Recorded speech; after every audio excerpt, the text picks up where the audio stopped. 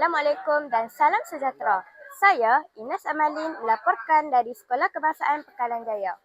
Sempena bulan Ramadan yang penuh keberkatan ini, pihak sekolah telah menganjurkan program Bubur Lambuk 4.0 yang melibatkan bekerjasama BKGS, Panitia Pendidikan Islam, Unit Kokurikulum, PPKI dan PIBG.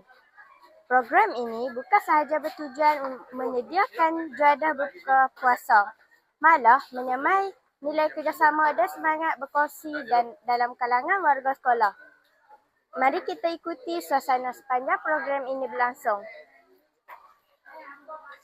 فيك الحب زاد عم العباد يا خير زاد رمضان يا شهر القرآن فيك أذوق حلاوة الإيمان لا تنقضي أنت للروح دواء رمضان رمضان رمضان يا حبيب رمضان رمضان. Assalamualaikum. Alhamdulillah.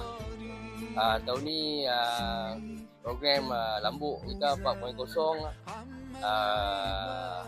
jalan lancar lah. Seperti sebelum-sebelum tahun ni, kerjasama daripada semua warga SKPJ. Alhamdulillah, daripada Panitia Agama Islam, KJS, PKI, sekolah dan juga PIBG.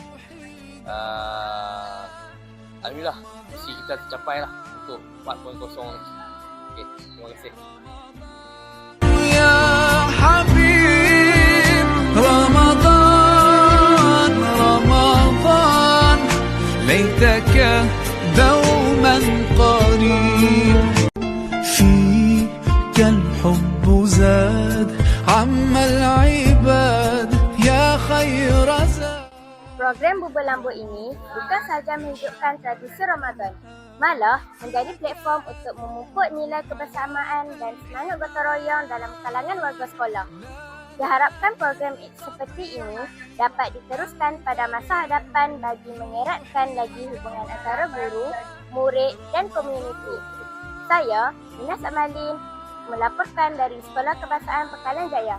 Bye!